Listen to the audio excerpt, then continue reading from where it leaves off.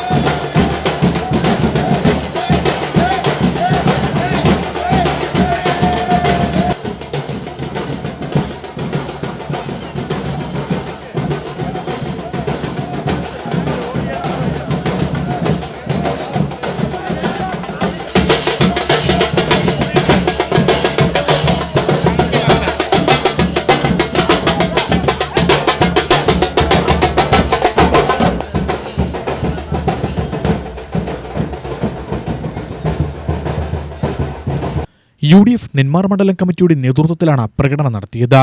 മണ്ഡലം president Manikandan Thittumpuram, CC Sunil, S Vinod, KR Padmakumar, Pradeep Nenmara, Sivaprasad, MR Narayanan, മറ്റു നേതാക്കൾ എന്നിവർ നേതൃത്വം നൽകി.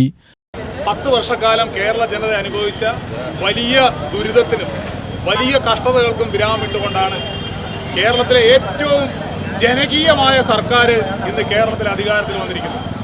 പ്രിയപ്പെട്ട ശ്രീ VD സതീശന്റെ നേതൃത്വത്തിലുള്ള സർക്കാരിനെ ജനകീയ സർക്കാർ എന്ന് വിശേഷിപ്പിക്കുന്നുവെങ്കിൽ ആ വിശേഷിപ്പിക്കുന്നതിന്റെ കാരണം എന്ത് എന്ന് ഇന്ന് അധികാരമേറ്റതിന്റെ മണിക്കൂർ കഴിയുന്നതിന് മുമ്പേ അദ്ദേഹം തെളിയിച്ചിരിക്കുകയാണ്. ഈ CPM-ന്റെ ഭരണകാലത്ത്, പിണറായി വിജയന്റെ ഭരണകാലത്ത് സമരം ചെയ്ത് ആശയറ്റ ആശാ വർക്കർമാർക്ക് 3000 രൂപ ഒറ്റയടിക്ക് വർദ്ധിപ്പിച്ചുകൊണ്ട് അവരുടെ പ്രതീക്ഷകൾ നിറവേറ്റിയ ഗവൺമെന്റാണ് ഇന്ന് നമ്മുടെ ഗവൺമെന്റ്.